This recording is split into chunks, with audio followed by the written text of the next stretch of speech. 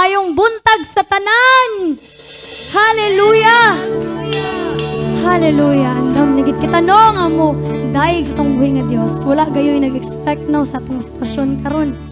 Wala gayoy naghuna-huna no ngayon ani ang mahitabo. But still I believe and we believe nga ang Ginoo gyapon na maghari sa atong mga kasing-kasing, sa atong mga huna-huna, sa atong lugar, sa atong nasod. Our God will still reign. Our God still reigns in this city. Hallelujah! In this place, our God reigns in this nation. Hallelujah!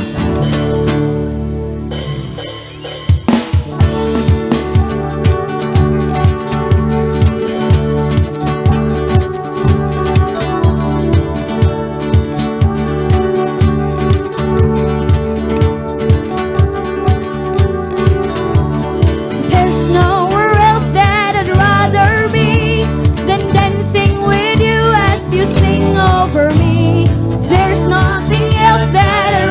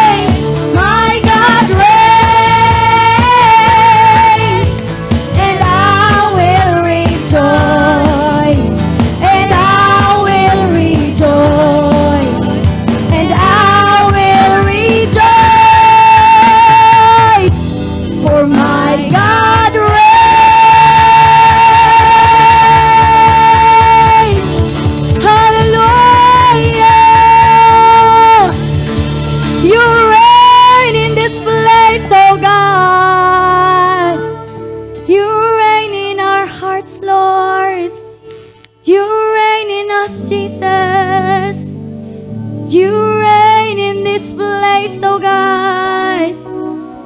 Hallelujah. Walay makadaog, Ginoo. Sa imuha, Ginoong presensya, oh God. Walay makapildi, Ginoo, kung ikaw anaa, o Diyos. Hallelujah. Hallelujah sa matag adlaw, Lord. We continue to desire you. Sa matag adlaw, Father God. Sa among pagmata, ikaw ang among gusto nga mabati. Ikaw ang among gusto madungog. Ikaw ang among gusto makita. Thank you, Jesus. Hallelujah. Hallelujah. Angayan kagayod sa among mga pagsimba, O Diyos. Taliwala, Ginoo, sa among ginaagyan, nini Ginoong taknaa. Nini Ginoong panahon na, Lord. We will choose to worship you, O God. Padayon na mo, Ginoong, isangpit ang imong ngalan, O Diyos. Hallelujah! Hallelujah! Thank you, Jesus.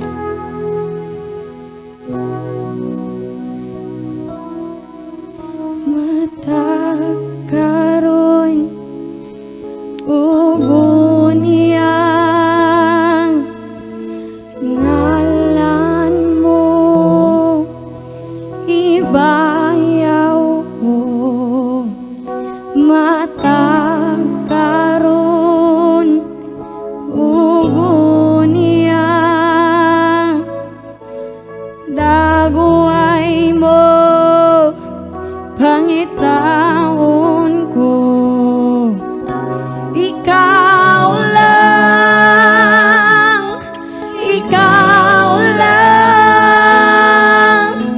ang angayan sa among pagsimba. Ikaw lang ang angayan sa among pagsimba. Dili matuki ang imong kaayo, diri ka namo, O Dios.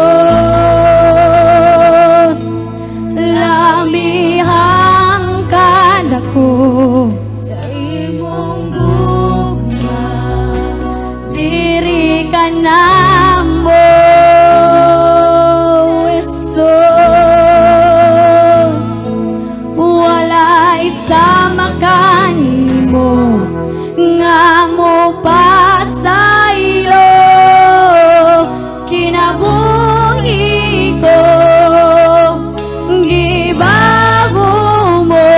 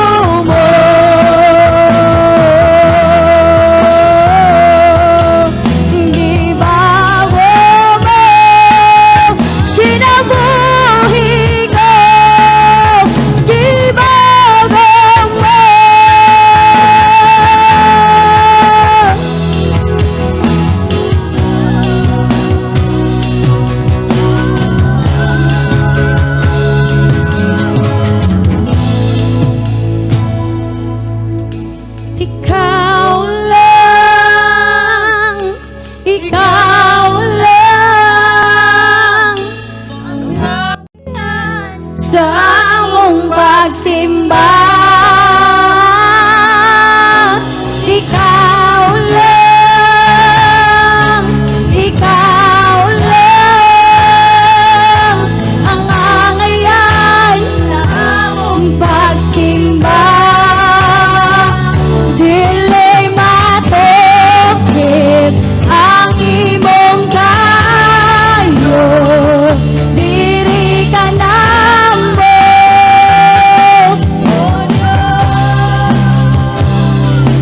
Labi ang kadako, diri ka namo.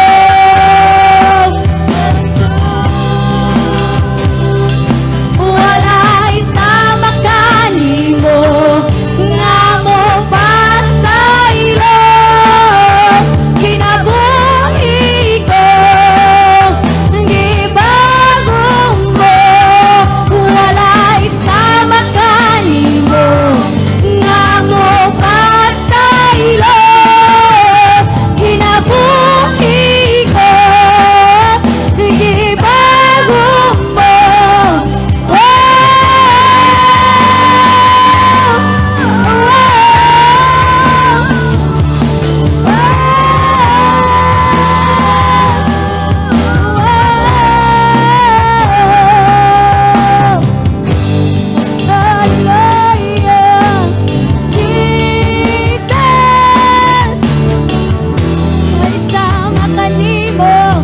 Walay sama kanimo. Hallelujah. Thank you, Jesus. We worship your name. Hallelujah, church. Let's sing praises to our God. Hallelujah. Thank you, Jesus. Thank you, Jesus. We worship you. We glorify your name. Your name is great. Your name is great. Thank you, Jesus.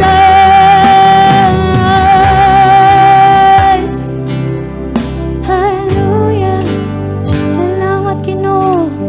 Hallelujah. Thank you, Jesus. Thank you for your presence, oh God. Salamat, Ginoo, sa iyong presensya. Salamat sa pagbabati sa makausap pa, Ginoo. Hallelujah. It is our desire, Father God, to dwell in your presence. Salamat, Ginoo. Salamat sa katagbawan, salamat sa kalipay, salamat sa gugma nga walay paglubad. Thank you, Jesus. We thank you for your love. Hallelujah. You deserve all glory.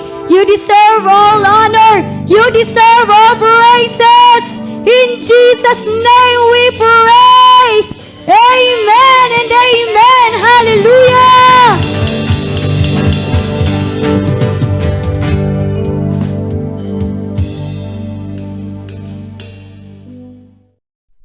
Good morning everyone. Maayong buntag sa tanan natong mga kaigsuonan na nining orasa taknaa naa sa mga tagsa-tagsang panimalay ug asang dapit nagahimo nining ato ang online service karon.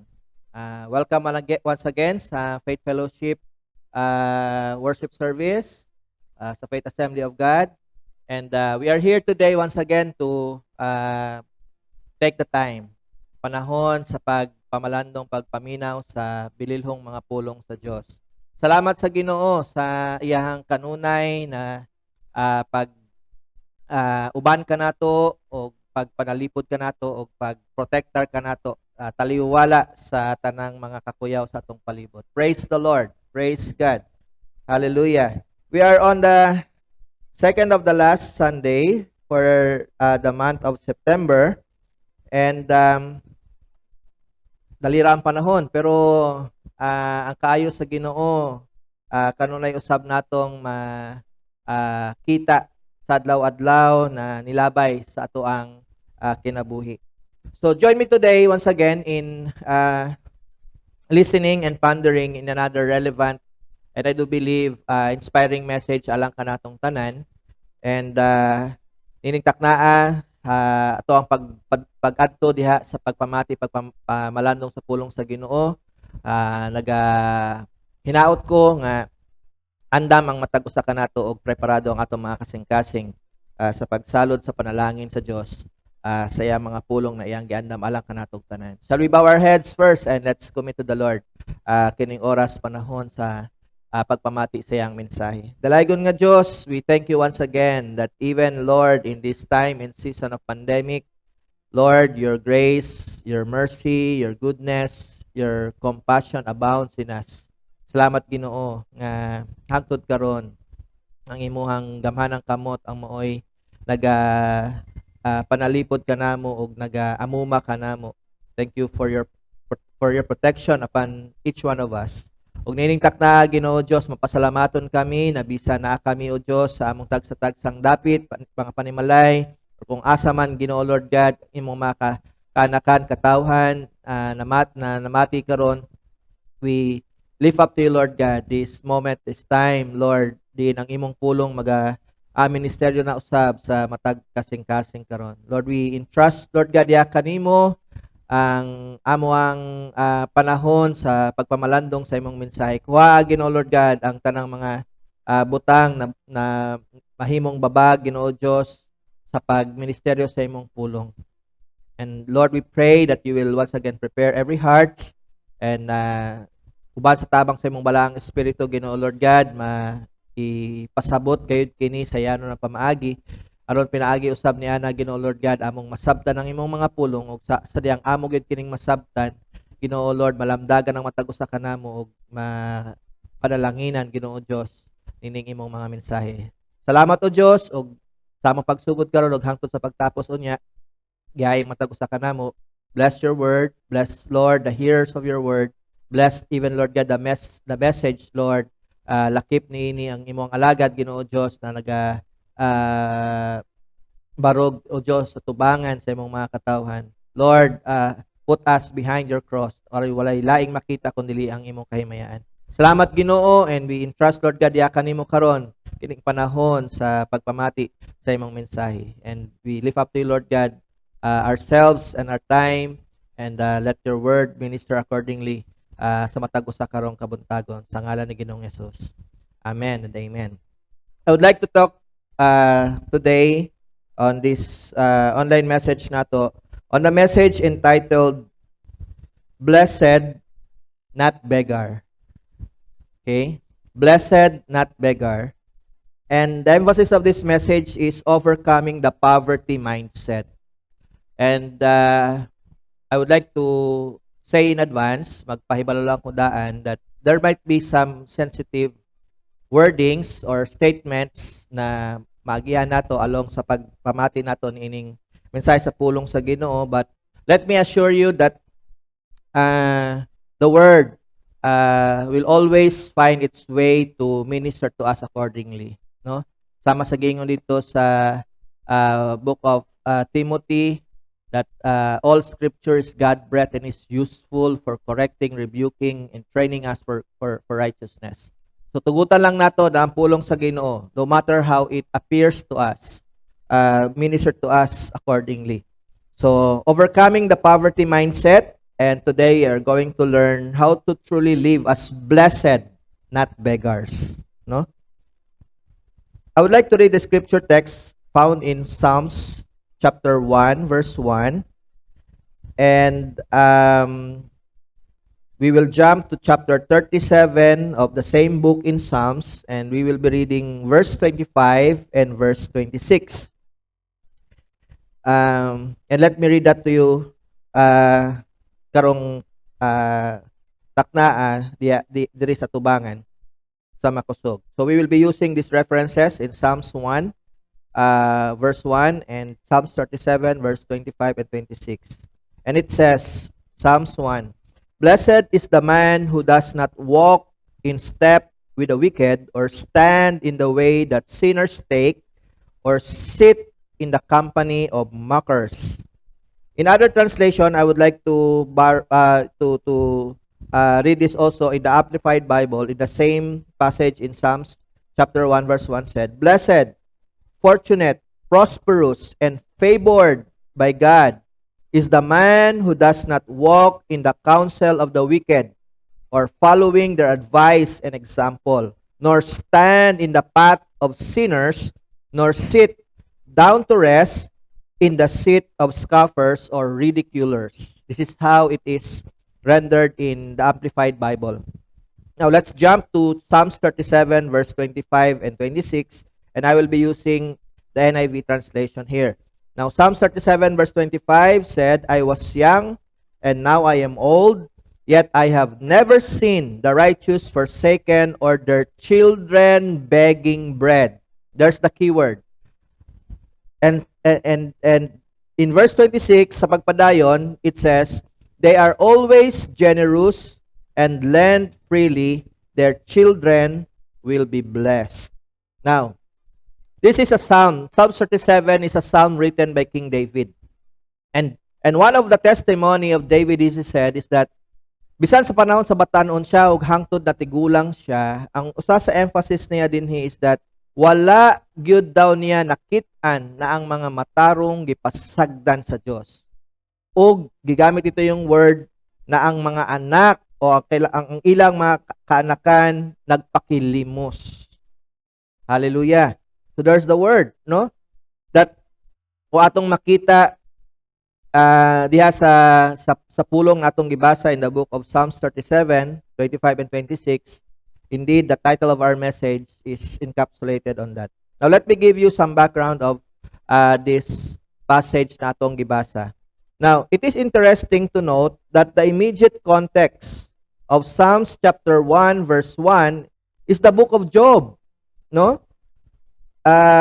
In the rule of interpretation, importante yung tinatawag nating context. Now, the context is the verse before the text and the verse after the text. Now, Psalms chapter 1 verse 1, since it is the very beginning chapter and the very beginning verse of the book of Psalm, so ang immediate context nito, babalik tayo doon sa book ni Job, no? And the early part of on the last part rather of Job chapter 42 verse 17, no? Highlighting the end. Okay? "But blessed life of the man of God who survived and endured life's greatest sufferings." This is our message last Sunday, no? It is so interesting na masumpay nato karon ano yung message nato to the message we have last Sunday, blessings in sufferings, no? Because if we are going to study the context of chapter 1 verse 1 ng book of Psalms, very interestingly na ang immediate context niya is the last sentence, the last verse of Job chapter 42, and that is verse 17. Okay? Pero before we will read verse 17, i-appeal na lang nako yung verse 12 sa book of Job chapter 42. It says, "The Lord blessed the latter part of Job's life more than the first." Ito yung statement na natin or i-emphasize din nato last Sunday, no? Na bisag tuod niagi si Job sa labihan kaayong pag-antos, pero yung concluding part ng life niya in the last chapter of the book of Job, sabi doon, ano, gipanalanginan og maayo sa Ginoo. Ito yung sabi natin last Sunday, double portion. Gidoble sa Ginoo ang panalangin ni Job, no?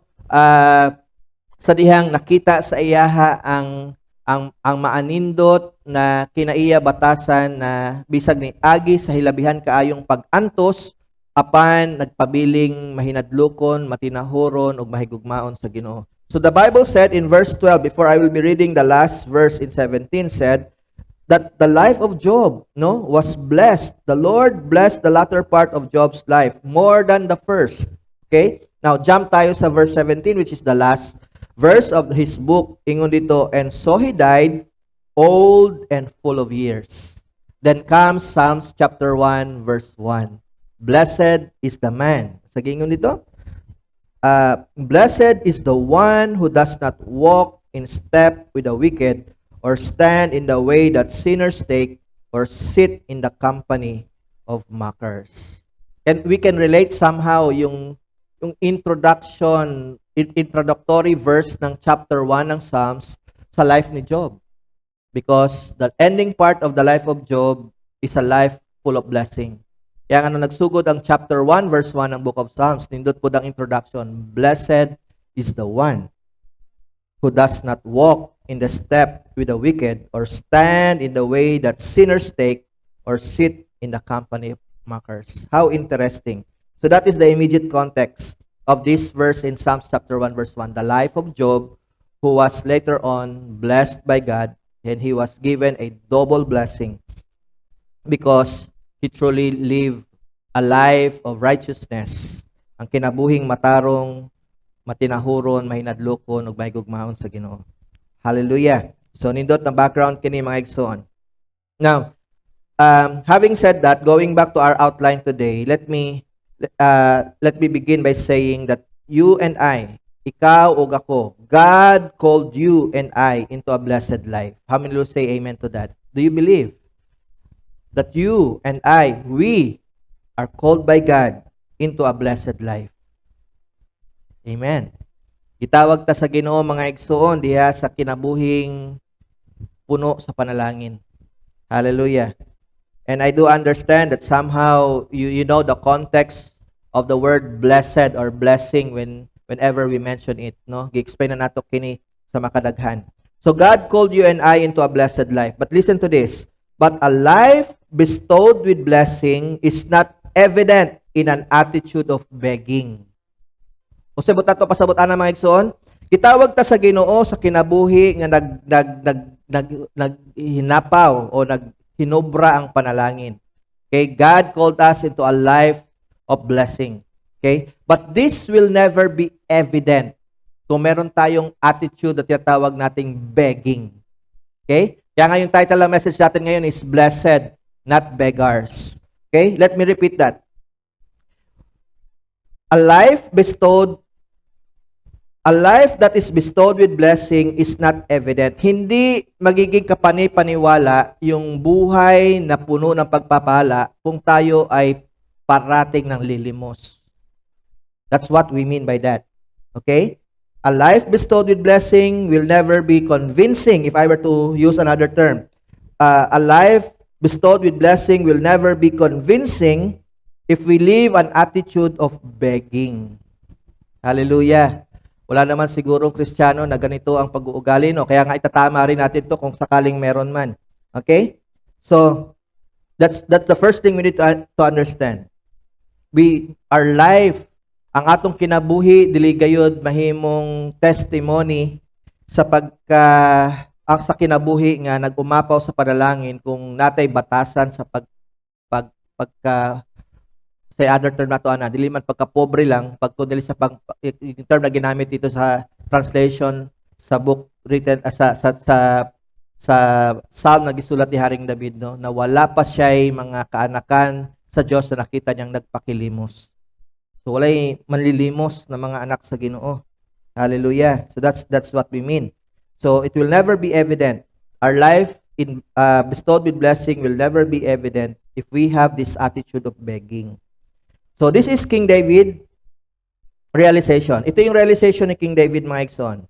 When he wrote Psalms 37, and again I repeat that, and he said, I was young and now I am old, yet I have never seen the righteous forsaken and their children begging bread. Now, siguro nindot basahon nato kini sa atong pinulungan sa Cebuano ba? Although wala na ako na appeal diya sa pero for the sake of making it more understandable on our part. Sa Salmo 37, versikulo 25, sa atong pinulungan mao kini pagkaingon. Karon tigulang na ako apan sukad sa akong pagkabata, wala pa ako makakitag matarong nga gipasagdan sa Ginoo o mga anak sa matarong na nagpakilimos. Hallelujah. Isumpay lang nako yung verse 26, di nagingon, sa tanang panahon manggihatagon siya ug magpabaylo sa uban ug ang iyang mga anak nahimong panalangin. Wow. So there's the word, no? Kung ato makita, the two words in our title is written in those two verses in Psalms 37. Balikan ako ang translation sa English. So Psalms 37 verse 26 said this, They are always generous and lend freely, their children will be blessed. So can you see now the contrast or the comparison nung dalawang word sa title na to? So sabi ni King David, nasaksihan niya kung giunsa sa Ginoo ang pag-atiman, pag-amuma sa mga kanakan sa Diyos. While he was young until he was old, he said, he have never seen the righteous being forsaken. Wala gyud gipasagdan sa Ginoo ang mga matarong niyang mga katawan. Ug ang ilang mga anak wala nagpakilimos. So, and then nindot yung sumpay dito sa verse 26. Rather, they are always generous. The reason why kanunay ginapanalanginan sa Ginoo ang mga matarong o ang mga katawan sa Ginoo ingon diha sa verse 26, because they are always generous and lend freely, their children will be blessed. Ang ilahang mga anak kahimong panalangin. So this is the centerfold of our message today, no? That truly God proclaimed our life, the life of His children, to be a blessed life. And to be a blessed life, kinahanglan mahimong consistent usab sa way that we demonstrate a life that is truly been blessed. No? Sama sa giingon dito sa pulong natong gibasa. Now, by virtue of this passage, we can say therefore that the blessed are not beggars. Can we say amen to that? That the blessed are not beggars. Kinsa kaninyo din niya makaingon sa inyo kayo galingon, you are blessed. Now, if you consider yourself blessed, by virtue of this passage that we study today, we can say therefore that the blessed are not beggars. Ang mga tinuod daw na mga pagkipanalanginan, dili manglilimos. That would be inconsistent. No, if we try to say to ourselves that we are highly favored, blessed people of God, pero yung attitude nato muratag manglilimos, so that is inconsistent. That is what we mean. Blessed, not beggars. Because by virtue again of this passage natong ginatun-an karon, ang tinuod, mga gipanalanginan, mga bulahan na mga katawan sa Ginoo, wala gyud kining batasan diha sa pagkamanglilimos. Hallelujah. Now, let me clear this first and foremost. Let me be clear, klaruhon nato kini mga igsoon una sa tanan, that it is not my intention to demean the poor. Okay? Dili nako intention dinhi na pakaulawan or tamayon ang mga pobre. Una sa tanan, mao gyud na ang una natong gustong klaruhon. No, the message, the sermon that we prepared today is not intended to belittle the poor. Dili ka na ang atong intention. We don't intend to demean the poor. Rather, the purpose of this sermon is to help us understand how we can overcome the poverty mindset. So yun po ang tumong nato mga igsoon, no? Dili nato intention pakaulawan ang mga pobre, ang mga kabos. Ang atong intention tabangan, tudluan kita og ipasabot ka nato unsaon nato paglingkawas nga dili kita mahimong ulipon diha sa pobreng panghunahuna. The poverty mindset, that's why yun ang ato ang emphasize, overcoming the poverty mindset.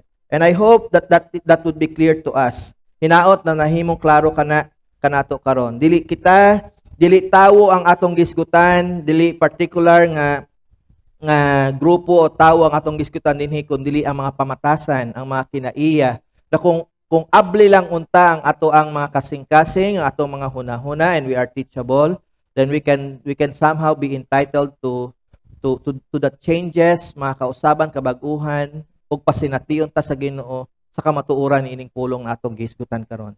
So let me say that again. And I repeat that, no.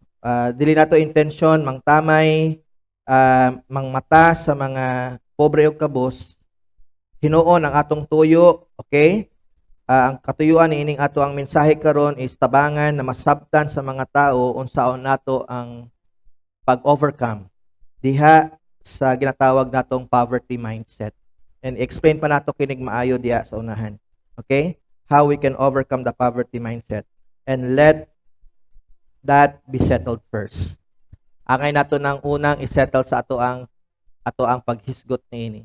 Okay? So wala talaga hisgot sa particular nga tao o grupo sa tao, but we are talking about a certain characteristics, attitude, practices, behavior that if we would allow the truth of God's word today to change it, then we will eventually experience the underlying principle, meaning pulong na atong ginahisgutan karon.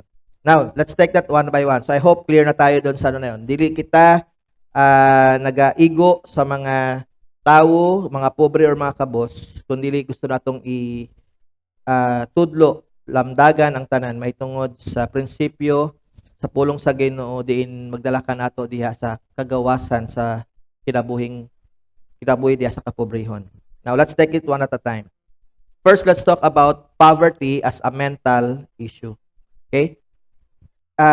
There has been a lot of study being done, pero gusto natong iklaruhon nato in our sermon today na kung atong hisgutan ang issue ng kapobrehon, poverty, first thing we need to understand that poverty is not only a social issue. Dili lang siya issue sa sosyedad. Okay? There has been a lot of study being done, pero one of the thing we need to understand first and foremost na kung atong hisgutan ang kapobrehon mga igsuon, poverty, again, ang kapobrehon is a mental issue. Say with me, mental issue. Wa ko nag-ingon nga buang ta, no? Kay mga murag na atay mental problem. So it is a mental issue. Ito ay issue ng ating pag-iisip.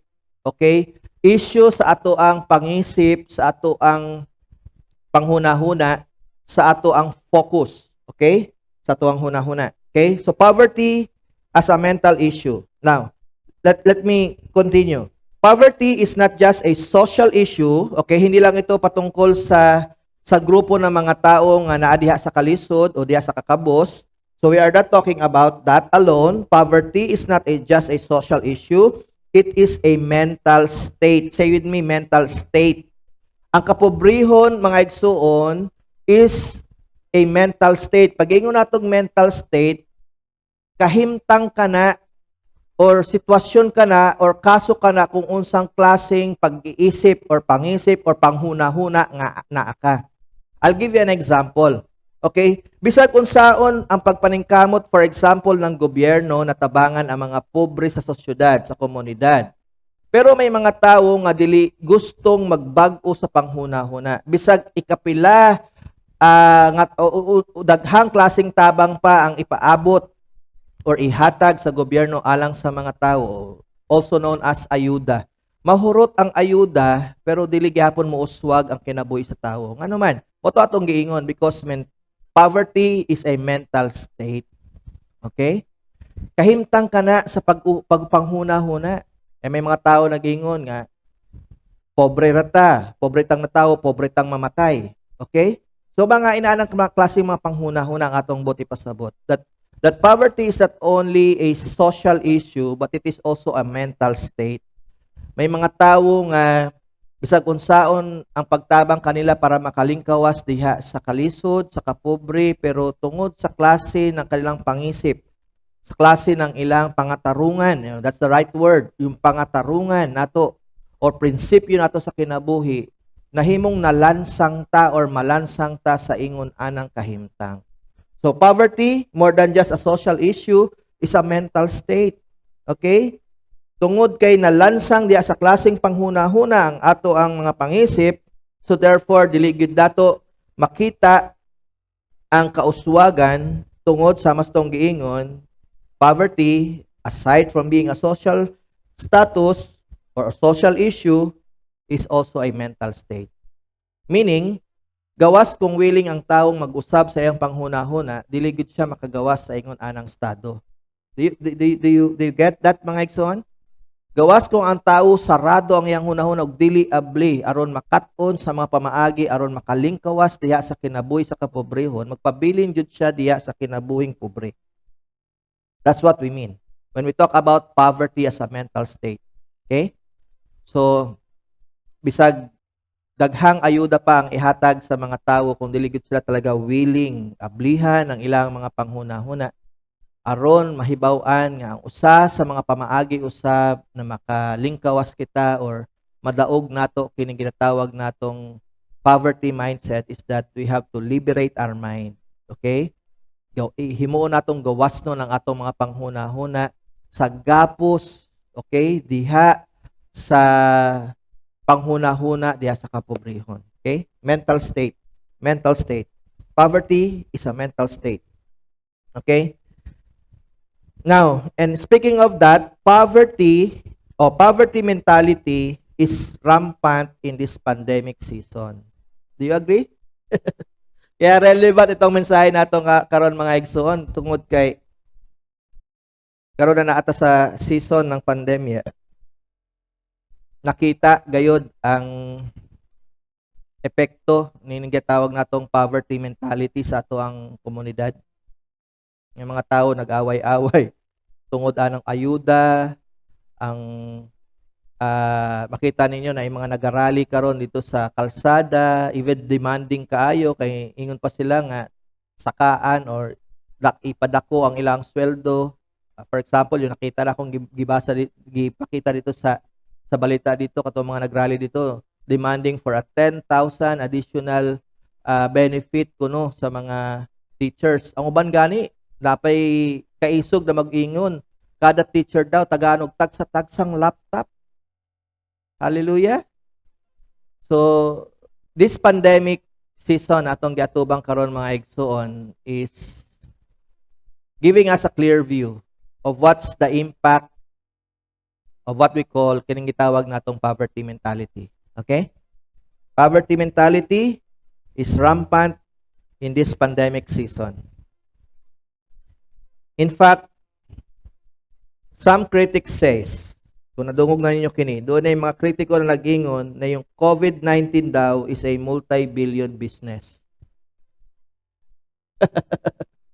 Have you heard of that? Kadungog mo? There are some critic that says na kining COVID-19 daw, aside from a pandemic, nahimo daw kini karon na multi-billion business. You listen to the news today, unsa may trending na balita karon, hindi ba yung issue ng Pharmally, yung pagpalit ng mga PPEs, yung mga pagpalit ng mga face mask na kuno matod pa sa investiga is overpriced kuno unsa ba kanang dinha, no? Yung mga vaccines na lahi-lahi ang brand, no? Lahi-lahi pud tingali ang presyo ana. So mo lagi na tong ingon ng mga kritiko kani daw COVID-19, aside from being a pandemic or creating a pandemic, this is also a multi-billion business. Now, while we don't argue, okay, hindi nato intention na maglantugi tani ana, we don't argue or agree with that. However, by observation, these statements that I'm going to say right now, kining mga statement na atong ipadayag karon mga igsoon are true in essence. Okay? These are true in essence. What are these? Number one, by observation, sa mas tong giingon ano, kini mga statement mga igsoon, tinuod yun ni sa atong palibot. Number one, that not all beggars are poor and not all poor are beggars. Okay, balikan ako. First statement na angay natong hinuklugan karon mga igsoon is that we have to understand by virtue of what we said no sa atong sitwasyon karon sa palibot. We observe that all dili tanang mga sabi Bisaya ng beggars, manglilimos, okay? Dili tanang manglilimos pobre og dili pud tanang pobre manglilimos. Do you agree? Okay? Let me repeat that. Not all beggars are poor and not all poor are beggars. Merong mga tarong na mga tao na nasa kapobrehon. Nabisan-bisan silang kapobrehon, napud sila'y baruganan, no, na nasakto nga wala, for example miingon nga bahalag pobre mi pero dili mi mangawat kay di mi magpakaon sa among member sa pamilya nga gikan sa kawat. See? Yung mga inanang mga ano ba? So that's what we mean. No? Not all beggars are poor and not all poor are beggars. So dili pud ta ng mga manglilimos, mga pobre. Oh. Kabalo ba mo na naapoy dato nga manglilimos? Okay? So, in fact, sa pagsumpay ni ana mga igsoon, so not all beggars are poor and not all poor are beggars. Same is true when we say that not all blessed are rich and not all rich are blessed. Amen. So kung dili tanang pobre manglilimos ug dili tanang manglilimos pobre, tinuod pod no on the sa laing bahin, tinuod pod na dili tanang dato blessed ug dili pud tanang blessed dato. Can we agree? It's true. Okay? So dili tanang pobre manglilimos ug dili pud tanang dato bulahan or puno sa panalangin. So these are true observations. Same is true when we say that not all blessed are rich and not all rich are blessed. Hallelujah. So therefore, kung atong susihon ka na maigsuon, so poverty mindset is a wrong mentality. Kung balikan nato kining topic nato about the poverty mindset. Poverty mindset is a wrong mentality. Say with me, wrong mentality. Mali na klaseng panghuna-huna. Poverty mindset is a wrong mentality as it is considered an attitude problem that will result to character defect. Okay? So balikan nato, poverty mentality is a wrong. So itong term na itong ginamit, poverty mentality is a wrong. So poverty mindset is a wrong mentality. Sayop na panghuna-huna and it is considered an attitude problem. Okay? Kung natay inaning klaseng mentalidad, kino-consider din natin yan ngayon na attitude problem. No? Problema diha sa pamatasan. That will eventually result to character defect. Mao niya magdagadaot sa ato ang kinaiya as a whole, sa kinatibukan. Okay? So again, so it leads to character defect. Kining attitude problem. Ang kining attitude problem na gina-consider po nato is yung tatawag natong poverty mindset or this is a kind of wrong mentality. Dili maayo na klase ng panghuna-huna or baruganan or prinsipyo pa kung atong matawag ka na nga atong angay magpabilin ka nato because this is a wrong mentality. Poverty mindset is a defective mode of thinking. Okay? Kung ano nasabi natin yan mga igsoon, there has been a lot of proof and mga pagpamatuod na niini sa mga ningagi. Gigamit na akong illustration to sa una, no? Yung gobyerno naghatag og dissenting pabahay sa mga squatter sa una. And as person from Manila, nakita po na ako tong dissenting pabahay na itinayo ng gobyerno, no? The decent house built by the government for these poor and gitawag na tong needy people. Pero lo and behold, human na ihatag sa ilaha ang unit o ang ilahang puloy-anan na disente. Unsa may nahitabo? Kung dili nila giparentahan, ilang gibaligya ug dingbalik sila puyo ilalom sa tulay. See? Yun ang sinasabi natin mga igsoon eh. So, poverty is also a mindset. Kahit unsao nato ang pagtunol ug hinabang sa tawo, pero kung ang iyang mentalidad dili gid mausab, kung naa sa iyaha ang mentalidad diya sa pagkapobre, magpabilin jud ang kapobrehon anang kinabuhi. Hallelujah. So this is a wrong mindset. This is a defective mode of thinking. Okay? Dili gid ni maayong klase ng panghuna-huna na angay magpabilin. Poverty mindset is a defective mode of thinking. Say with me, defective. Guba kini. daot kini na klaseng panghuna-huna nga dili gayud angay natong i-entertain o i-apply sa atong kinabuhi. So it must be corrected in order to experience a life that is truly blessed. I know somehow that no one of us, walay bisan usa ka nato na dili gyud gusto og kinabuhi nga gipanalanginan. Pero gani sa ato ang pagtuon karon sa pulong sa Ginoo, dili nato masinati ang kinabuhing gipanalanginan kung magpabilin gayud ang ingon aning pamatasan. Hallelujah. So it must be corrected in order to experience a life that is truly blessed. How many wants to be blessed? Say amen. Amen. So if we want to be blessed, then let us start challenging the way we think, ang atong paagi sa paghuna-huna. Kung gusto talaga nato makalingkawas sa kinabuhi diha sa kalisod, ug masinati ang kinabuhi diha sa pagkabulahan or kinabuhi nga gipanalanginan gayud, then let's challenge ourselves with this message today. Let us correct our way of thinking. Itama nato kining klase ng atong panghuna-huna aron mahimo gayud makabot nato ang kinabuhi nga puno gayud sa panalangin. Hallelujah. So that's the first thing we need to understand, that poverty is a mental issue. The second thing we'd like to address here is yung title nato, we are blessed, not beggars. Okay?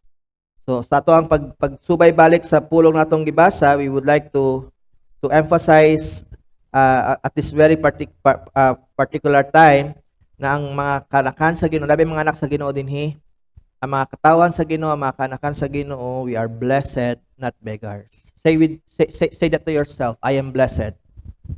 I am not beggar. Okay, balikan ako ha. Ang dinidil natin dito is yung mentality, yung attitude, yung tinuuhan. Okay? So say that with me once again. I am blessed and I am not beggar. Okay? Psalms 37 verse 25 and 26 pointed out that the children of God are blessed, not beggars. Okay? Na ang mga anak sa Diyos, bulahan. Panalanginan. Ug dili mga manlilimos. Hallelujah. Now, following and repeating the above statement, yung gisulti nato ganiha, that not all beggars are poor, and not all poor are beggars, and that not all blessed are rich, and not all rich are blessed. Okay? Now, ang gusto natong ma-determine karon is what demarcation lines. When we say demarcation, unsang boundary. Okay? Para mailhan nato. No, yung term na ginamit para to din is distinction. Unsay mga mailhan. The demarcation lines or distinction that we can draw to differentiate the blessed and the beggars. Okay, paano natin ma-differentiate, no, kumpara yung kinabuhi, nabulahan kayo, ug ang kinabuhi nga kano talagang gamit natong word, nadya sa poverty mindset, no, manglilimos na klase ng panghuna-huna. So how can we determine that? Okay? What are the demarcation lines? What are the distinction that we can draw to differentiate these two? Okay? Again, we're talking about the attitude. Okay? We're talking about the attitude here and not the people per se. Okay? O dili ang mga tao, grupo sa tao atong gisgutan. Pero unsay demarcation line, distinction, that you are living a blessed life and you are not acting like a beggar. Okay? Ano yung unsamang makita nato na timaan na tinuod gyud na makita ang ebidensya, the proof and the evidence that you have a blessed life. O kung naabag yun kining gitawag natong batasan kinaiya sa pagkagitawag natong kanang the beggar mentality, okay? Or the poverty mentality, if that is the right word also to use. Okay? So let's determine the distinction. Again, this is not about people, but this is about attitude. Now, using our scriptural study on our text in Psalms chapter 1 verses 1 and verses 1 to 6. Okay? So sa Psalms chapter 1, iapila nato yung verse 1 up to verse 6. Okay? And chapter 37 of Psalms from verses 21 to 26. So mag-extend tagamay. Kay gibasa nato ganiha, limited verses lang to, no? Psalms 1, Psalms 37, verse 25 and 26. Now, if we go to the details now, nung tinatawag nato distinction and demarcation line, we will go back, especially sa Psalms chapter 37 ng Psalm, we will go few verses back to verse 21 hangtod sa verse 26. So here are the following comparison. Okay? Aron makita nato kung unsa ang kalainan sa kinabuhi sa gitawag natong poverty mindset or also known as the beggar mindset. Okay? Poverty mindset, tawagin na lang nating the beggar mindset. Okay?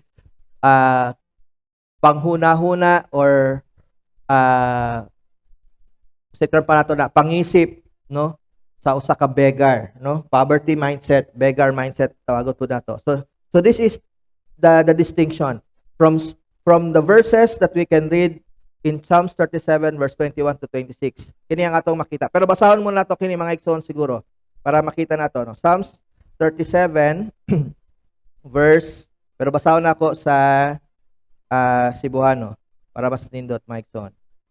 Psalms 37 verse 21 to 26. Okay? Kani ang giingon. Sa Bisaya nako basahon, mamaylo ang dautan og dili mo bayad. Apan ang matarong mahinatagon. 22. Ang gipanalanginan sa Ginoo makapanag-iya sa yuta, apan ang tinunglo niya papahawaon. 23. Tultulan sa Ginoo ang tawo sa iyang pagalaktan ug lig-unon niya siya nga nagpahimuot kaniya. 24. Kung mapukan siya, makatindog siya dayon, kay bangunon man siya sa Ginoo. 25, second to the last verse. Karon tigulang na ako, yung text nato, no? Karon tigulang na ako apan sukad sa akong pagkabata, wala pa ako makakitag matarong nga gipasagdan sa Ginoo. O mga anak sa matarong nga nagpakilimos. And the last verse says in Psalms 37 verse 26, sa tanang panahon, manggihatagon siya ug magpabaylo sa uban, ug ang iyang mga anak nahimong panalangin. Nindot kini mga igsoon na mga reference nato to see the distinction, the demarcation lines sa kalainan sa kinabuhi nga gipanalanginan gyud or kinabuhi nga gitawag natong blessed at saka yung kinabuhi nga naa sa poverty mindset o yung gitawag natong the beggar mentality. Okay? Look at that. What are these distinction atong makita mga igsoon? Let's name a few. Gikan sa verse 21 to 26 ng Psalms 37. So these are the beggar mentality. Based on Psalms 37 verse 21 to 26. What are the distinction of a beggar mentality? Number 1, ingon sa verse 21, they borrow money and do not pay. Wow.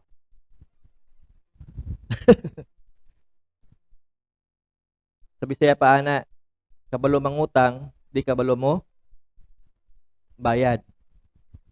So poverty mentality, beggar mindset, beggar mentality according to verse 21 kung anong dili gayud maka-invite kini og panalangin kay number 1 dito sa issue pa lang ng monetary responsibility. Daghang maigo nato kini mga igsoon, naigo gani ko, no? Pero let me be clear on that. Dili man dautan ang mangutang. Bisag ang mga dakong negosyante mangutang man na. No?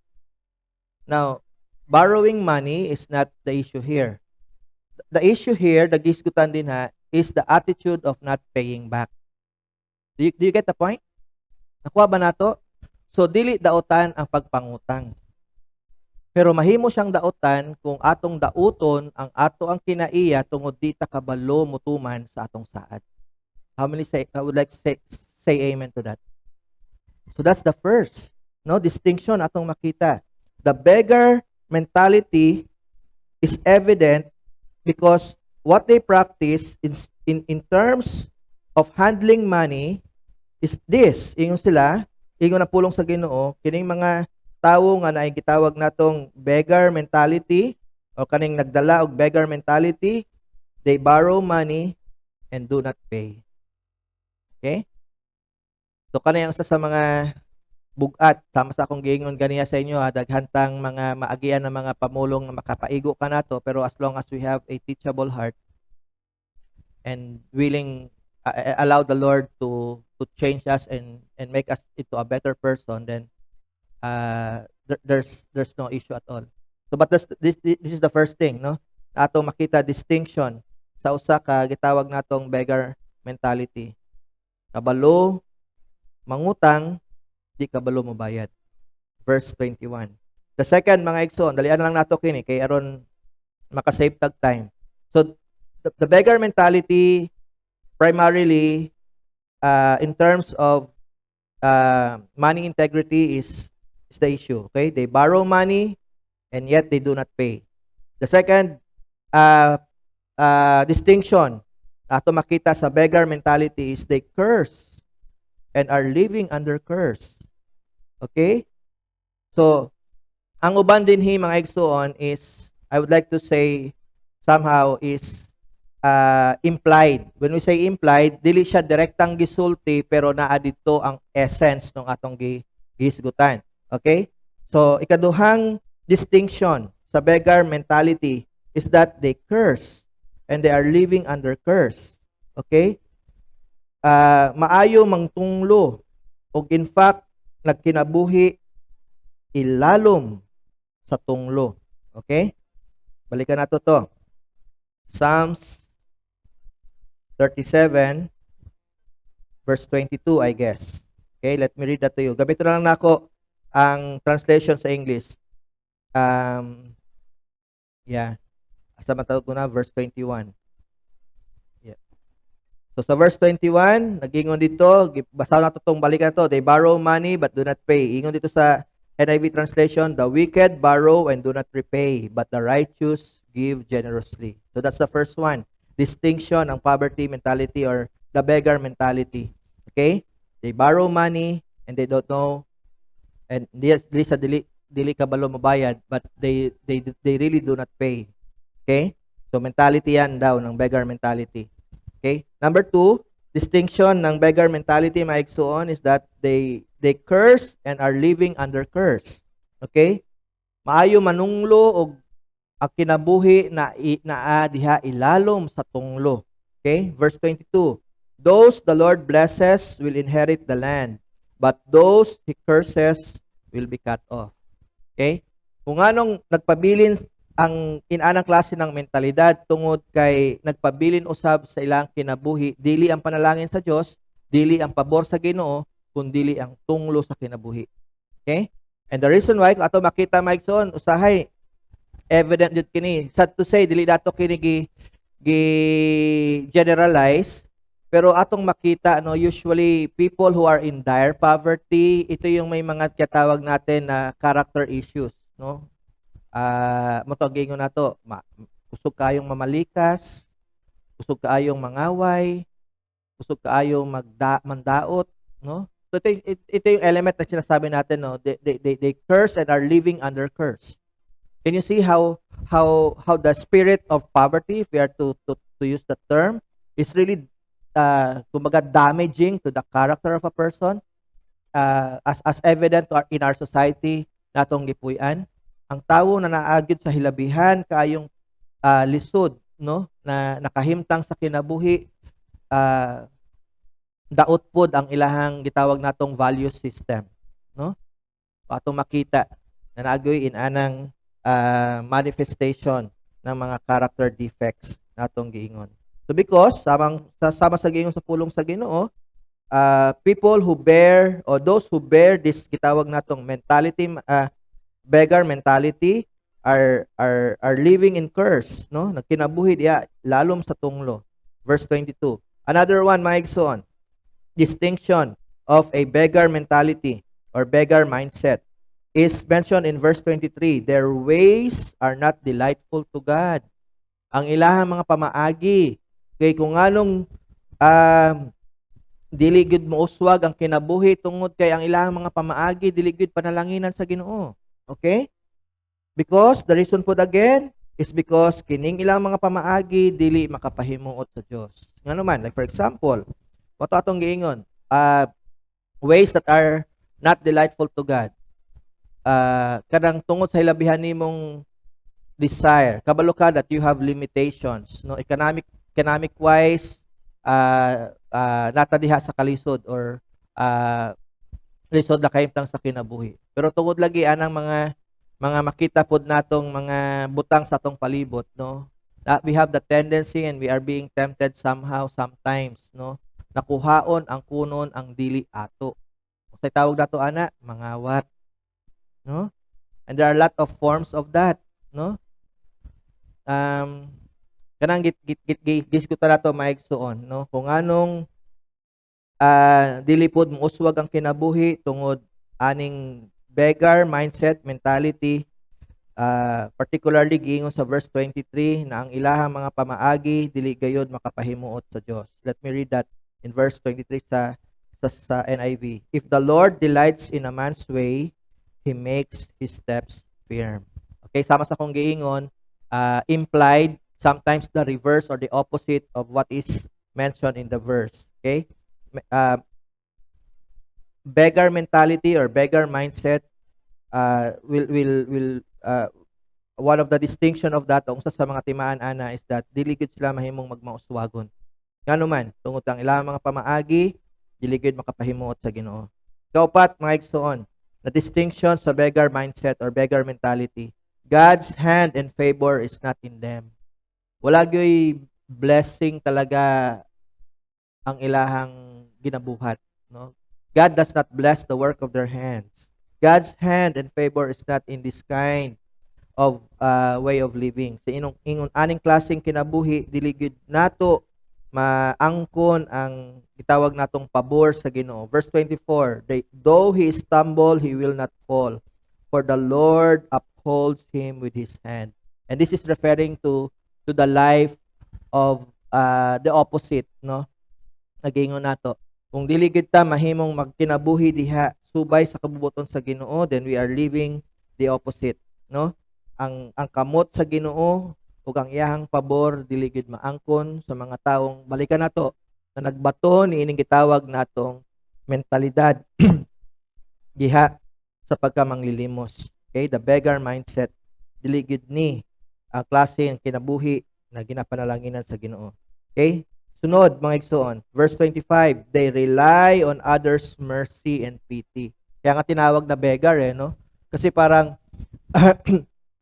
in order for them to survive, they have to rely on somebody else. No? And this is indeed a poor and poverty beggar mindset. Talawon niyo ang verse 25. Unsay giingon din ha? Ingon di gibasa nato no, si King David agingon, I was young and now I am old, yet I have never seen the righteous forsaken or their children begging bread. So si King David naghatag og testimony, ingon siya nga sukad sa iyang pagkabatanon ug hantod na tigulang na lang siya, ang mga matarong, ang mga Diyos nun wala gyud gipasagdan sa Ginoo. Ug wala gyud gani niya nakita matud pa niya na ang ilang mga anak nagpakilimos. Now, using that as a reference, mga igsoon, we can say that that beggar mentality indeed by virtue of that passage are people who rely on others' mercy and pity. Okay? Kana bang murag ang paagi lang na mabuhi sila is pinagi sa pagpangayo. Well, balik na to, itama na to again ang ano to, no? Dili na to again intention na ano dito, pero tinatama natin yung mentalidad. Ilabi na, if you ever experience somehow kung naamo diha sa mga dalan or sa ano ba yung mga manglilimos. Ako, I'll give you an example na ako na-learn one time diha sa Mercury, namang mga ayog tabang diha.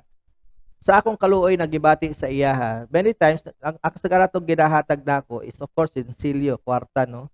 Pero one time sa ako ang pagduol sa tawo na nangayog limos atong panahon na, in fact nasa sulod pa ko nakita nako siya nasigig duol sa mga tawo mo gawas dito sa Mercury. And you know what, mga igsoon? Sa akong pagkakita ato, pagbayad na unta ko sa counter, nakahuna-huna ko nga, naluoy ko niya. Nga instead sinsilyo ang akong ihatag sa iyahan, nagpalit ko atong gardenia na Spanish bread. Okay? Gardenia na Spanish bread akong gipalit, dili para sa ako kay nakita na ako, natandog ang akong kasing-kasing sa diyang nakita na ako ning tawhana. Naluoy ko niya. Ikay ko basig gigutom ning tawhana ba? Kabalo mo na tabo mga igsoon. Paggawas na ako dito sa Mercury, ug ikuha to na ako gipaibabaw na ako tong gardenia na akong gipalit, pero sa akong sa akong pagkasupresa, sa akong pagtunol sa iya igsoon, giingnan ko niya ingon siya nga kwarta akong gusto dili ka na. Naulaw ko. Ora gibalibaran ang akong gihatag kay ang iyahang gipangayo kwarta daw dili pagkaon. So kad ato naka-realize pud ko tinuod gid ning giingon dinhi mga igsoon. There are some people who have difficulty addressing the issues of poverty in life tungod kay ang naa sa ilaha dili lang ang kapobrehon sa sitwasyon sa ilang kahimtang kundi naa sa ilaha ang mentalidad diha sa ginatawag natong pagkamanglilimos. Okay? Sad to note that there are help and there are aid o mga tabang na gustong iabot sa ato pero karon pa ako kakita og manglilimos nga pilian. No? Siguro bisag kinsang tawo o sponsor di gid ganahan sa taong gusto niyang tabangan pero yung tabangan pilian. Tapos ako gingon no, first time gid ako nakita, makasaksi gid ko mga igsuon nga kakita gid ko manglilimos nga pilian. Ako'y naulaw sa akong gihatag. Thank you. So that's another distinction. Pag ila kung anong ang tawag yun, dili gid mahimong panalanginan. Because ang klase ng mentalidad, dili gayud mahimong panalanginan. Again, people who rely on others' mercy and pity. Well, don't get me wrong. Hindi po nato pairalo ng pride nato. Hindi ako point pasabot na kinahanglan nimong tabang pero tungod kay nadungog nimo akong giingon dili ka mangayog tabang kay because of what I said. So don't misquote me. Ang point na akong gustong ipaabot mga igsoon is kanang gihimo na nato kining batasan.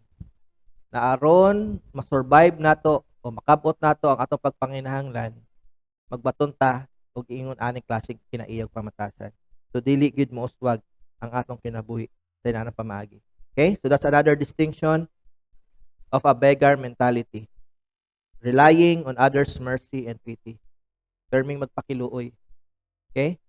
Kung ngano di ay kung naaman kay labi na kung muhatag gani ko sa mga beggars usahay na makita nato din na nagani kaubad gani usahay sa sakyanan mo ingon kadako sa lawas mga ayog limos. Di ba? So kada gani mga tao gana na wala gani kayo itaw na to nag-practice sa pagpangalagad sa Ginoo, gigamit lang nila yung gitawag natong common sense, no? Why would you even sort into begging if you even have the body na gani kay maayong lawas? Lupi ka ato ang mga disabled na naningkamot makasapi, no? Magtrabaho. Katong mga masakiton pero naningkamot gyapon eskwela o panarbaho. So these are really a kind of mentality that will never be given favor because they try to use no yung kaluoy ug yung kadang pagkamatinabangong sa tao as basis aron i-justify usahay yung gitawag natong pagkatapulan. Okay? So that should never again angay magpabilik nato because that is a distinction of a beggar mindset, beggar mentality. Lastly, mga igsoon, verse 26. Okay, another distinction of a beggar mindset, they don't share and bless others. Okay? So sige dito sa verse 26, chapter 37 of Psalms, they are always generous and lend freely, their children will be blessed. Actually, sa positive to gihimo no, ang mga tawo daw na bulahan o kanunay gipanalanginan katong mga tawo nga manggihatagon, mga tawo na kabaluguyod sa pag-extend og hinabang sa mga angay tabangan. Okay? So another distinction of a beggar mentality is the opposite of that. Mga tawo nga gusto lang silang tabangan pero dili mo tabang. Mga tawo na gusto lang makadawat og panalangin pero dili gusto manghatag og panalangin. So therefore, wato atong giingon din ha na doon ay indication that there is a kind of gitawag natong beggar mentality or the poverty mentality. Kasama sa tong giingon, dili ang klaseng kinabuhi na panalanginan sa Ginoo. Okay? So that's the beggar mindset. Now let's go to the second. What's the distinction of the blessed mentality? Okay, the blessed mindset. Let's go to Psalms chapter 1 verse 1 to 6. And this is the opposite, no? Kini naman po yung distinction, timailhan sa tawo o sa kinabuhi nga naagyo diha gitawag natong the blessed mentality. Okay? Kung papilion ka mo, asa mo sa duha? The blessed mentality, the beggar mentality. Definitely you want to obtain and to experience the blessed mentality because naagyo diha pabor sa Ginoo. So here's the distinction of a blessed mentality or blessed mindset based on Psalms chapter 1 verse 1 to 6. Pero basahon sa nato ning Salmo kapitulo 1 mga igsoon.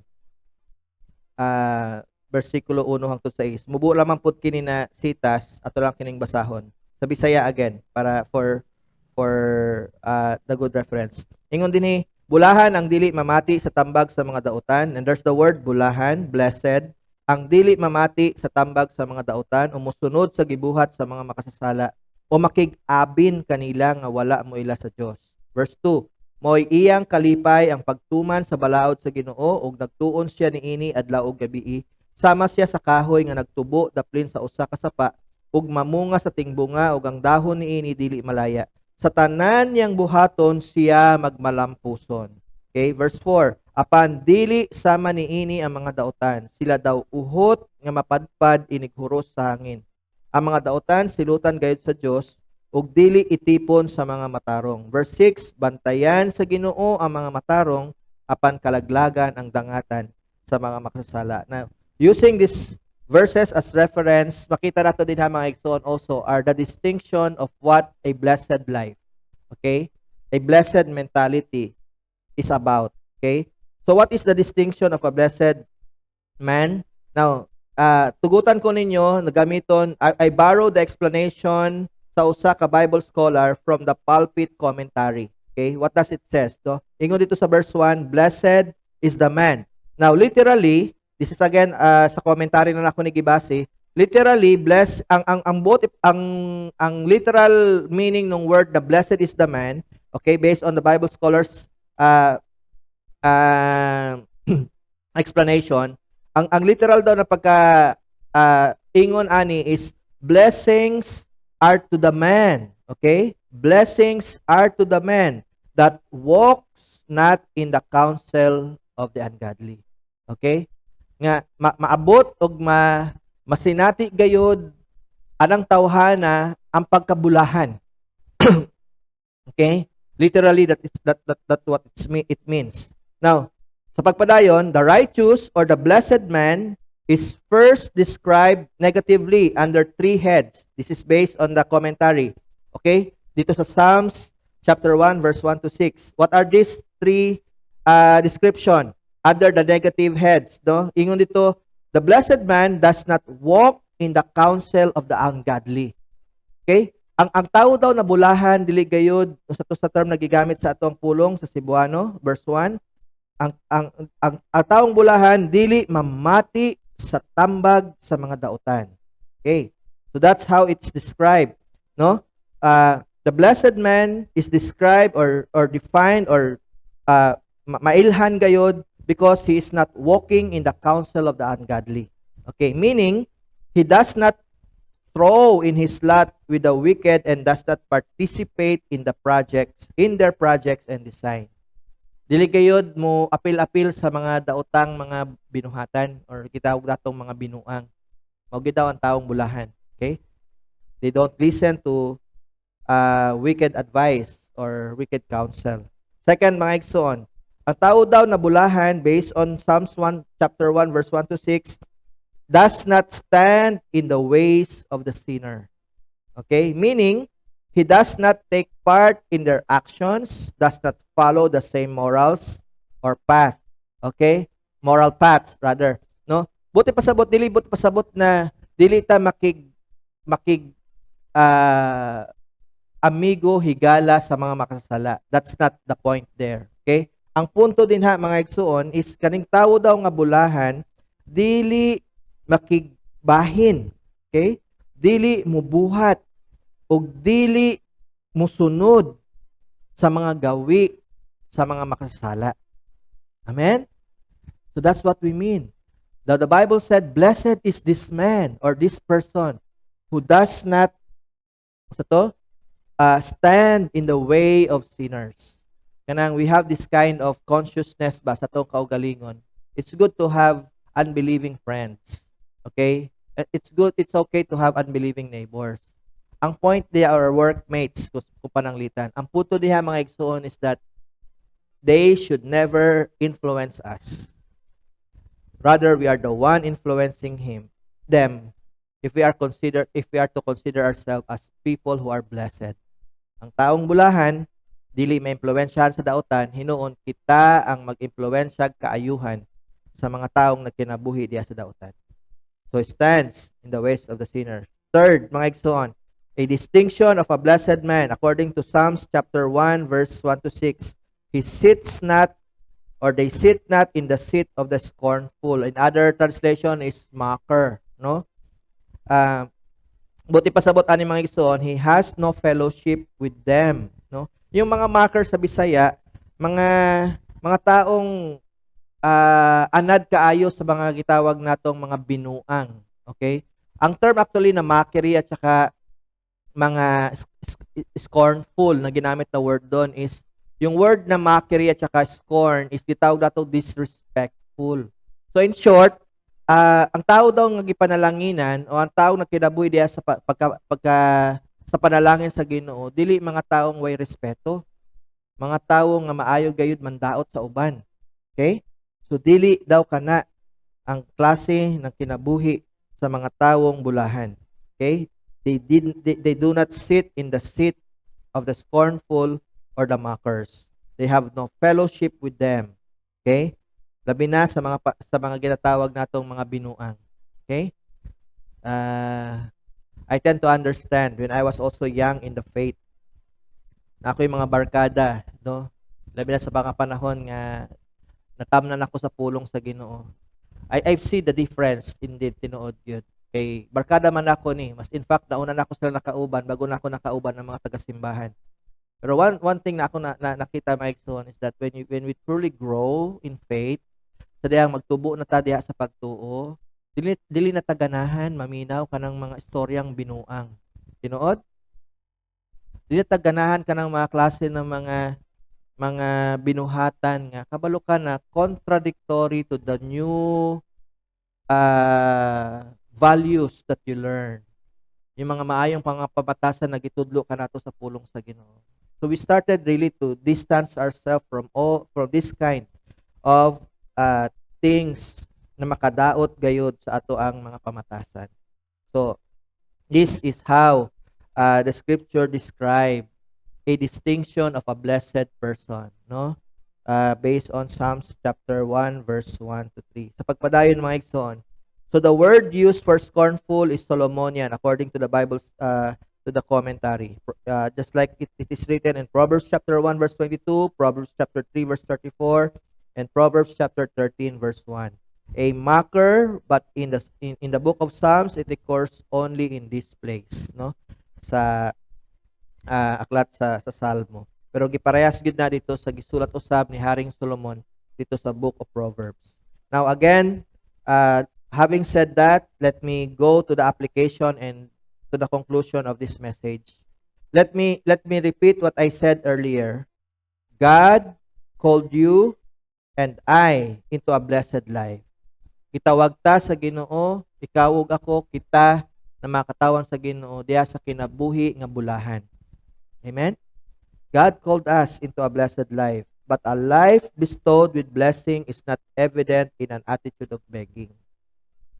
I repeat that because gusto nato ng matanom sa atong mga alimpatakan. Na kung tinuod gayud datong barugan ang pagkabulahan nato, hinaot nga makita gayud kana, it will be truly evident and it will truly be demonstrated in how we live. Okay? A life of blessing can never be evident if we have an attitude of begging, no? And one example na ginagamit natin diyan kano Isaiah, we are just but somewhat like burag unaware of this. Pero ginamit na pud ako ng example. Na usahay ang way pud nato na usahay, ang pamaagi pud nato usahay is this, no, inani. Natay gusto pero instead na agi natong pag-ampo, pero murag sa atong pamaagi gitawag natong nag-ampo man ko. Iagi nato sa Facebook. Post ato dito, Lord, nag-ampo ko aning cellphone. Pero ang tinuod ana mga igsoon, wala ka nag-ampo, nangita kag sponsor. Nangita kag somebody na maoy makabasa, makakita. Okay? Anang imong gi-post. So another kind of gitawag natong form of begging, no? You know, I came really to realize many times that when I was younger at age, I thought for a while that I was doing something and I was praying for something, pero ang tinuod ay as I was also being corrected and rebuked na dili naman talaga nato giampo. Gipadungog-dungog nato sa tao, di ba? Inatong mga pamaagi. So balikan nato. Ang kinabuhi gyud diha sa kinabuhi sa panalangin. Okay? Our life that is bestowed in blessing should be evident by trying to avoid that attitude of begging, no? Dili ta mga kanakan sa Ginoo mga igsoon na angay magpakita sa pamatasan kinaiya sa mga mentalidad. May mga mentalidad gitawag natong the beggar mentality or the poverty mentality. Diliin ana ang mga kinabuhi diya sa pagkabulahan. Okay? As believers in Christ, we must overcome the poverty mindset, as we are not called into a lifestyle of begging, but rather a channel of blessing. Can you say with me, channel of blessing? So dili nato i-tolerate o dili nato anaro ng atong kaugalingon na magkinabuhi kita diya sa kinabuhi na muratag. Di ba ako bingon na murag pobre pero murag data ginanang mentalidad ba? Nagitawag natong beggar mentality, no? And there are a lot of forms of that. If I were to name a few, no. What are other forms of beggar mentality na usahay unaware ta outside na sa mga Bible reference nato, no? Usahay natay makursunadahan na butang. Okay? So we take it and keep it for ourselves. Natay hulman, di na nato iuli. Natay gamit sa office. Paglabay sa panahon na himong ato. Anything taken, okay, that is not given to us is a form of stealing. And we are very particular on this. Dili gyud ta mahimo makabaton sa tinuod na panalangin kung natay mentalidad sa pagpangawat. And again, sama sa tong giingon na pagpangawat daghang pamaagi. Okay? So let's really learn from this. Ang intention again ining atong mensahe is that ipakita talaga nato when we say we are blessed. Then blessing has no room for gitawag natong attitude of begging, no? Dili dapat makita mapadayag sa ato yung kinaiya pamatasan sa gitawag natong kanang poverty mentality or the beggar mentality. Okay? Kay dili kana ang kinabuhi diha sa pagkabulahan. Hallelujah. Balikan nako, as believer in Christ, we must overcome the poverty mindset, as we are not called into a lifestyle of begging, but rather a channel of blessing. Say to your neighbor, be a channel of blessing. Okay? Balag pobre ta, wala may problema, bisag dili man ta dato, di ta edunahan, pero kabalo ta magpaambit. Kabalo ta muhatag. Kaya nga sabi natin, blessed, it is more blessed to give than to receive. Usahay, batong gingon nato, no, na dili tanang dato, blessed. Kaya naay daghang dato, dalo. Kaya dili kabalo mo tabang, dili kabalo mo hatag. Ug dili pud tanang pobre, matawag nato mga manglilimos. Napoy mga pobre na maayo pod ang ilahang o mga nasa sa lisod na kahimtang na naapod ang maayong pamatasan sa ilaha. Therefore, later on makita nato giunsa sa Ginoo pagpauswag sa ilang kinabuhi. And this is true enough. This is the life of blessing. A life that is truly blessed. Okay? So walaon na nato kanang gitawag natong beggar mentality. As believers of Christ, okay? Let's change our mindset. We are not called into a lifestyle of begging, but rather we should be and we must be a channel of blessing. I'm going to say amen to that. Amen? Be a channel of blessing. And our understanding of that kind of blessedness is deeply encapsulated on the Lord's teaching in Matthew chapter 5 verse 3 to 12, better known as the Beatitude. Ang usay giingon dito sa Beatitude mga igsoon, before we close, babasahon nato kini para ma-remind kita, this is not only about the material things, but it's really about the quality of life. So may giingon diya sa Matthew chapter 5 verse 3 to 12, blessed are the poor in spirit, for theirs is the kingdom of heaven. Blessed are those who mourn, for they will be comforted. Blessed are the meek, for they will inherit the earth. Blessed are those who hunger and thirst for righteousness, for they will be filled. Blessed are the merciful, for they will be shown mercy. Blessed are the pure in heart, for they will see God. Blessed are the peacemakers, for they will be called sons of God. And blessed are those who are persecuted because of righteousness, for theirs is the kingdom of heaven. Nothing of all those blessedness na gi-mention dito has to do with material things. It always has to do with the character. Say with me, character. Yun yung pinroclaim ni Jesus na klase ng kinabuhi nga bulahan gayud. Hallelujah. So be reminded of the teaching of the Lord in the Beatitude. This is what true life of blessedness is all about. Never forget that. So in closing, let me say this again. God proclaimed unto us a blessing, and He called us all as blessed. Okay? Call yourself, I am blessed. I am highly favored. Because that is exactly how the Lord called us. He proclaimed blessing unto us, and He called us blessed. And so let us live out His expectation, the expectation of the Lord. Let us live out God's expectation to us. Be truly blessed and be a blessing. And how many will say amen? Amen. I would like to close again in one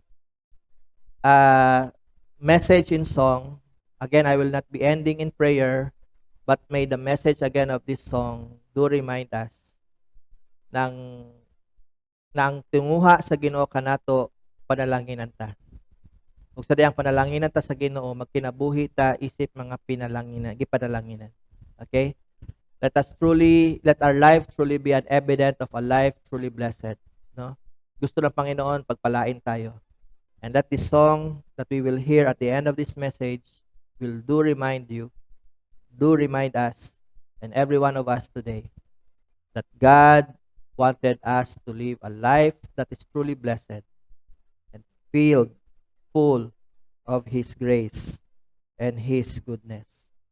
Hallelujah. God bless you. Stay safe again, and may the Lord continue to guide us in the days to come. Thank you very much.